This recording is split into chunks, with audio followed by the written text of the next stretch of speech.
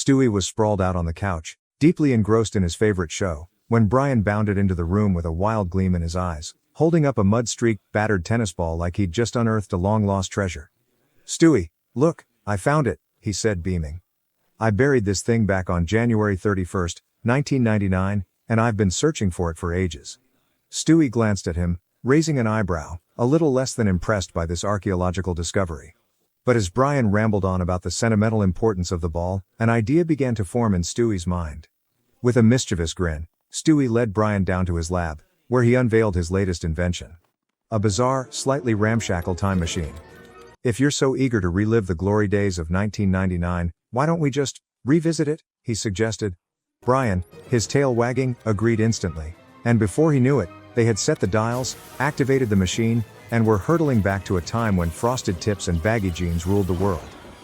They landed in 1999 with a slight jolt, just outside the Griffin home, which looked strangely familiar yet slightly off, like a faded memory.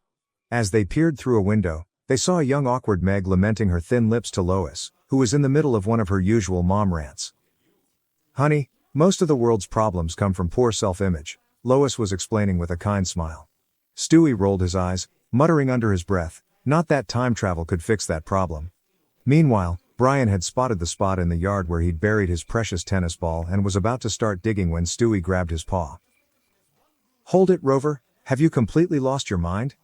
Digging that up could alter the course of history," Stewie warned, launching into a lecture on the delicate balance of the space-time continuum and how even the smallest change could ripple out into catastrophe. Brian, however, was less concerned with butterfly effects and more focused on reclaiming his ball, which sparked a heated argument right there in the bushes. After much bickering, Stewie finally convinced Brian to leave the ball where it was, and they hurried back to Stewie's time machine to return to the present. But just as they were about to activate it, an older, haggard version of Stewie burst into the room, muttering incoherent warnings.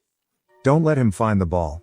Mustn't mess with the past," he muttered, before freezing as he caught sight of his younger self, wide-eyed and horrified under the crib.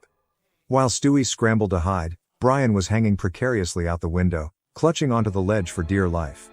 A slip sent him plummeting down onto Peter's car roof just as Peter was heading off to another one of his business meetings, which, of course, was code for an all-night drinking spree. Bruised but unscathed, Brian managed to reunite with Stewie, and they scrambled to activate the return pad, only to find, to their horror, that the batteries were completely drained. After a frantic hunt for new batteries, the duo finally returned to the present, where Lois greeted them with unexpected news. "Brian, they're building a national monument of you. They say you stopped the 9/11 attacks." Stewie spun around, incredulous, and Brian offered a sheepish grin, confessing that he may have mentioned a little something to his 1999 self about certain upcoming events. The consequences of Brian's meddling, however, were only beginning to unravel.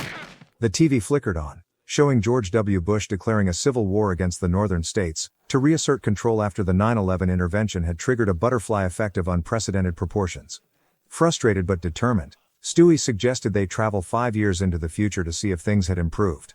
But when they landed, the Griffin family, and all of Quahog, was almost unrecognizable.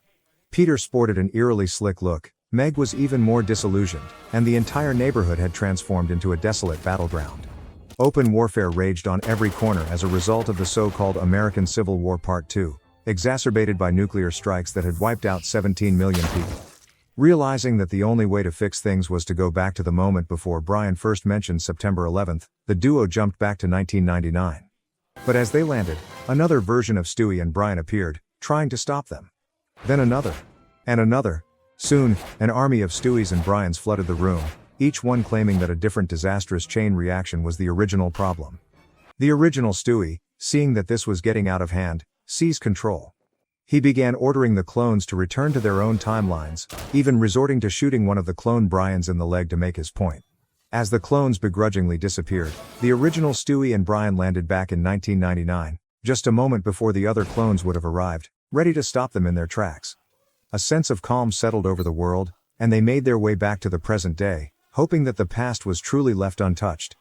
With swift precision, Stewie found his past self, smacked the tennis ball out of his hand, and hit the reset button on his time machine, erasing all memories of the disastrous time travel adventure from every alternate version of himself and Brian.